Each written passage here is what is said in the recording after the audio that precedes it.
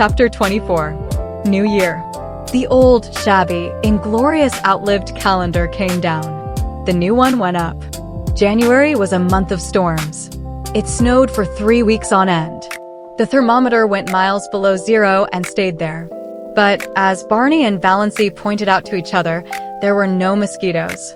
And the roar and crackle of their big fire drowned the howls of the north wind.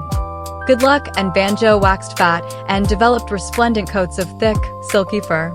Nip and Tuck had gone.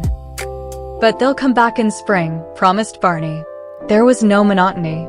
Sometimes they had dramatic little private spats that never even thought of becoming quarrels. Sometimes roaring Abel dropped in for an evening or a whole day, with his old tartan cap and his long red beard coated with snow.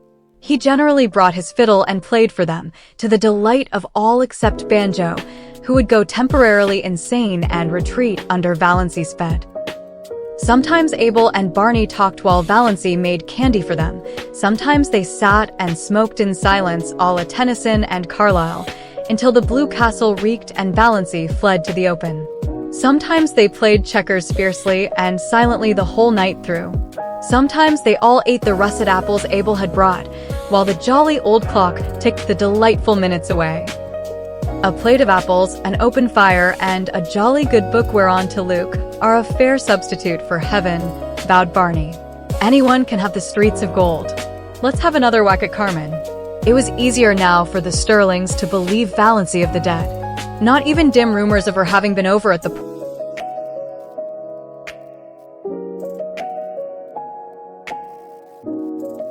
It was easier now for the Stirlings to believe Valancy of the dead. Not even dim rumors of her having been over at the port came to trouble them, though she and Barney used to skate there occasionally to see a movie and eat hot dogs shamelessly at the corner stand afterwards. Presumably none of the Stirlings ever thought about her, except cousin Georgiana, who used to lie awake worrying about poor Doss. Did she have enough to eat? Was that dreadful creature good to her? Was she warm enough at nights? Valancy was quite warm at nights. She used to wake up and revel silently in the coziness of those winter nights on that little island in the frozen lake. The nights of other winters had been so cold and long. Valancy hated to wake up in them and think about the bleakness and emptiness of the day that had passed and the bleakness and emptiness of the day that would come.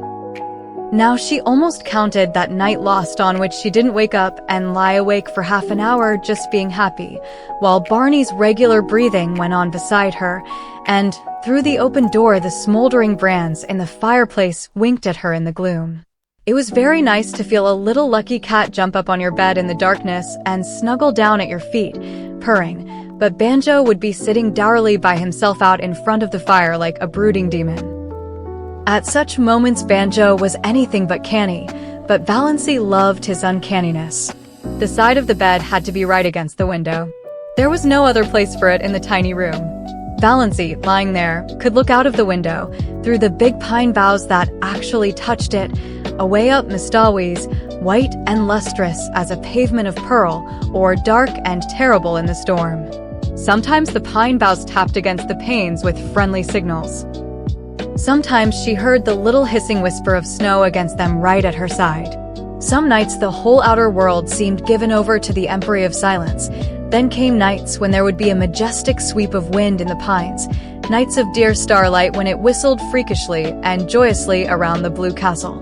Brooding nights before storm when it crept along the floor of the lake with a low, wailing cry of boding and mystery. Valancy wasted many perfectly good sleeping hours in these delightful communings. But she could sleep as long in the morning as she wanted to. Nobody cared.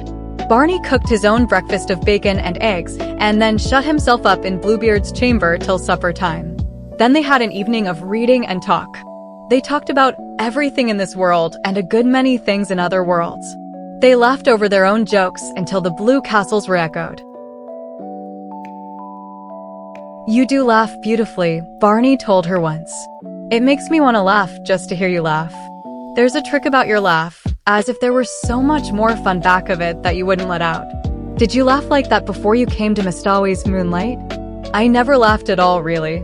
I used to giggle foolishly when I felt I was expected to, but now the laugh just comes." It struck Valancy more than once that Barney himself laughed a great deal oftener than he used to, and that his laugh had changed. It had become wholesome. She rarely heard the little cynical note in it now. Could a man laugh like that who had crimes on his conscience? Yet Barney must have done something. Valancy had indifferently made up her mind as to what he had done. She concluded he was a defaulting bank cashier. She had found in one of Barney's books an old clipping cut from a Montreal paper in which a vanished, defaulting cashier was described.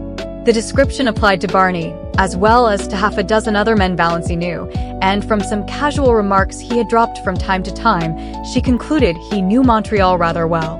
Valancy had it all figured out in the back of her mind. Barney had been in a bank. He was tempted to take some money to speculate, meaning, of course, to put it back. He had got in deeper and deeper until he found there was nothing for it but flight. It had happened so to scores of men.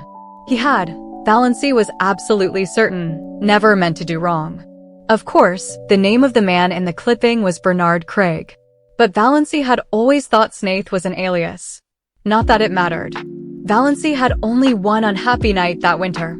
It came in late March when most of the snow had gone and Nip and Tuck had returned. Barney had gone off in the afternoon for a long woodland tramp, saying he would be back by dark if all went well. Soon after he had gone, it had begun to snow.